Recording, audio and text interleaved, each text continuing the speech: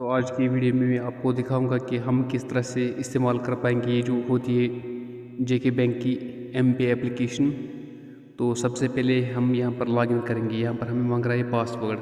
हम अपना ये जो हमने 4 डिजिट का पासवर्ड सेट किया होता है वो एंटर करेंगे। पासवर्ड एंटर करने के बाद हम क्लिक करेंगे लॉगिन पर। तो यहाँ पर हमारे लॉगिन सक्सेसफुली हो चुकी है। अब यहाँ पर बहुत सारे ऑप्शन आ रहे हैं। सबसे पहले ऊपर transfer, accounts, deposit, payments and donations, IMPS और गेस्ट्स, रिचार्ज, सेटिंग्स और उसके बाद है क्रेडिट कार्ड। तो अगर हमें ट्रांसफ़र करना होगा किसी दूसरे अकाउंट में तो हम कहाँ पर कर पाएंगे वो। लेकिन चाहे अगर हम लोग करना चाहेंगे transfer with in JK banking तो उसके लिए हमें इस सबसे पहले ऑप्शन जो आ रहा है ट्रांसफ़र, इस पर हम क्लिक करेंगे। तो यहाँ पर आ रहा है my own accounts, fund transfer with in JK bank, fund transfer other bank. तो नीचे है स्कैन क्यूआर कोड। तो अगर हमें करना है दूसरे अकाउंट में transfer with in JK bank तो हम करेंगे ये सेकंड ऑप्शन पर क्लिक। तो यहाँ पर ऑप्शन आ रहा है mobile to account, mobile to mobile. हम दोनों ऑप्शन में कर पाएंगे। हम करेंगे मोबाइल टू अकाउंट। तो उसके बाद यहाँ पर ऑप्शन आ रहा है इंस्टेंट पे, ऐड बेनिफिशरी, पे beneficiary, beneficiary details, delete beneficiary. हम करेंगे इंस्टेंट पे।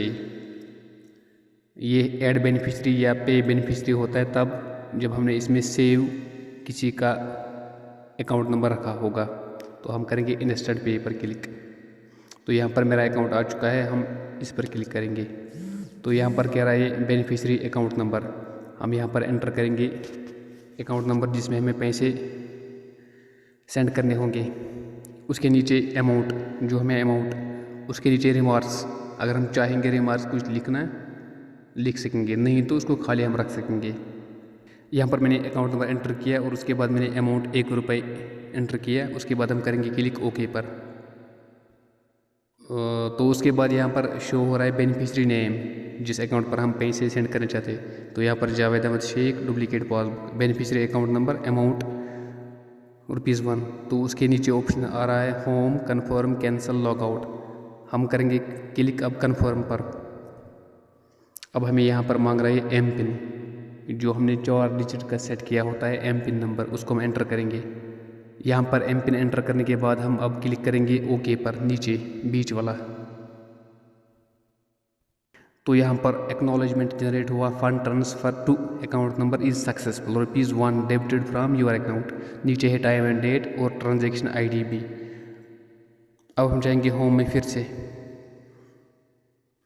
अगर हम स्टेटमेंट जानना चाहेंगे तो उसके लिए हमें क्लिक करना होगा सेकंड ऑप्शन पर अकाउंट्स। यहाँ पर बैलेंस इंक्वायरी है, मिनी स्टेटमेंट है, ट्रांजैक्शन हिस्ट्री है, अकाउंट समरी है। तो इस तरह से हम यहाँ पर कर पाएंगे ये चेक। डिपॉजिट में हम यहाँ पर है term deposit, opening term deposit, interest rate, my term deposit.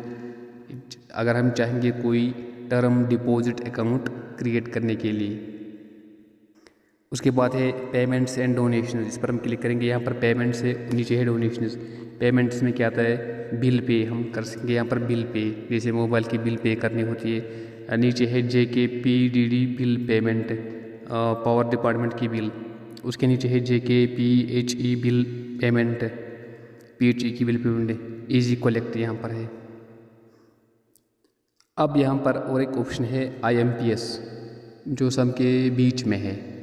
दोस्तों इस पर आप ध्यान देंगे ज़्यादा से, क्योंकि जब भी हमें पैसा ट्रांसफ़र करना होता है अदर बैंक में, लेकिन हम चाहते हैं कि इसी वक्त तुरंत उसके अकाउंट में पैसे पहुंच जाए, तो उसके लिए हमें करना होता है आईएमपीएस।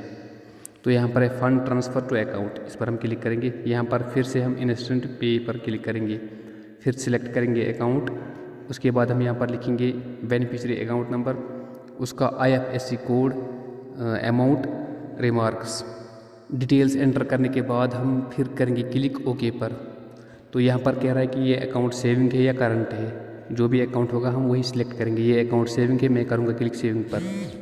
तो यहाँ पर फिर से शो हो रही डिटेल्स जो मैंने एंटर यहाँ पर किए हैं। उसके नीचे फिर एक कन्फर्म पर क्लिक करेंगे। तो यहाँ पर फिर मांग रहा है एम पिन।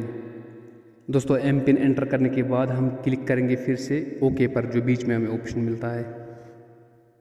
और एक ऑप्शन यहाँ पर है रिक्वेस्ट्स, इसमें check status, stop check, loan request, debit card, hot list, account statement, subscription. तो सबसे ऊपर जो है चेक स्टेटस, हम जानना चाहेंगे स्टेटस चेक का, जो पेपर चेक होती है उसका।